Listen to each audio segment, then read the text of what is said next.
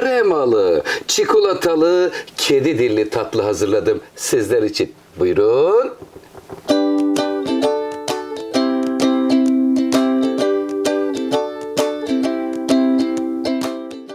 Daldırın kaşığı, efendim kedi dilli, güzel kremalı, cevizli, çikolata soslu böyle enfes bir tatlı olacak kıymetli seyircilerim. Böyle kaşığı daldırmalı güzel bir tatlı olacak. Şimdi 3 bölümden oluşuyor. Kreması, iç dolgusundaki mesela kedi dili bisküvi sütle ısıtılıyor. Sonra ceviz, beyaz çikolata, muz, ondan sonra da çikolata sos. Böyle güzel kat kat olan enfes bir tatlı için önce kremasını hazırlayalım. Ondan sonra sırasıyla diğerleri sırası geldiğinde hemen direkt başlıyoruz içerisine. Bismillahirrahmanirrahim. Burada öncelikle 1 litre efendim sütümüz var.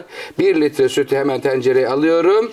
2 çorba kaşığı da mısır nişastası. Ver aşçım. Sevgiyle 2 çorba kaşığı nişastayı veriyoruz. 2 çorba kaşığı da un var içerisinde. Görebiliyor muyuz yeterince? Tamam, gayet güzel. 2 kaşık unu da verdik. 1 su bardağı 200 mililitrelik bardak ile toz şeker, 1 paket vanilya verdim. Burada 1 poşet şantimiz var. Bu çilekli, sade çilekli. Neli seviyorsanız onu kullanabilirsiniz. Buradan sonra hemen yola çıkıyor. Ocağın üzerine alıyoruz. Efendim sevgimizi veriyor ve önce kremayı pişiriyoruz. Bismillahirrahmanirrahim.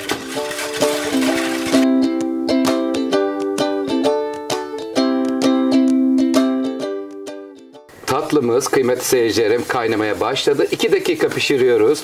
Canım bir kaynar mısın görelim şöyle bir. Hemen bakın ceylan gözü oldu. Hemen şöyle bir de kıvamını sizlerle paylaşayım.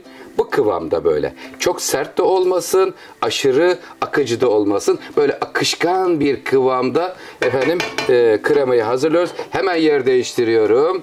Evet, burayı artık hızlı bir şekilde serin yerde soğutuyoruz.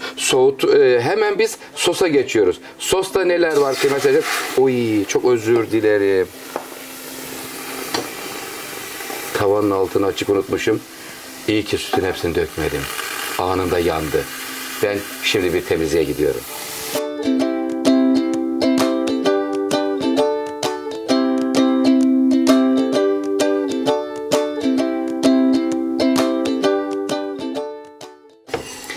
Çikolata sosumuz pişti kıymetli seyircilerim. 2,5 su bardağı süt, 1 poşet hazır çikolata sos. Evet, bir taşım kaynadı hazır.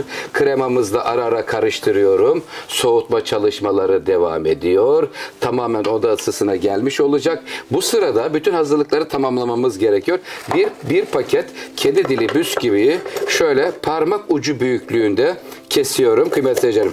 Çikolataları doğruyorum. Cevizleri doğruyorum. Muz içerisinde en son dokunuşta soğumuş olan krema ile toz şanti ile birlikte bir çalıştırıyoruz. Bütün hazırlıklar tamamlandıktan sonra birleşiyor ve karışıyorlar. Lütfen takipte kalın. Bakalım Oktay Usta'nın daldır sevgiyle kaşığı tatlımız nasıl olacak?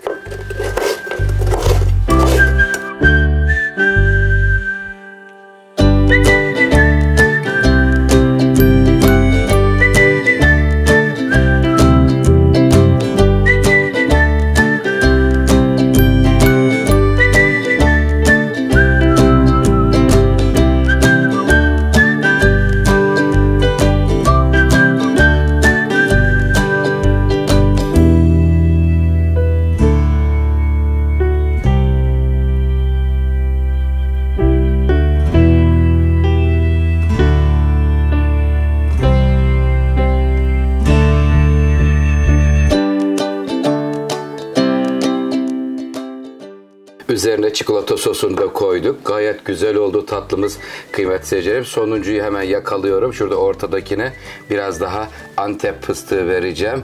Kıymetli seyircilerim, nasıl buldunuz? Tarifimizi beğendiniz mi? Yorumlarınızı, beğenilerinizi bekliyorum. Elimden geldiğince sizler için tarifler hazırlamaya çalışıyorum. Ailenizin aşçısı Oktay Usta'dan birbirinden güzel tarifler gelmeye devam edecek. Sizleri çok seviyorum. Sofralarınız bereketli olsun. Daldırın kaşığı. Afiyet olsun.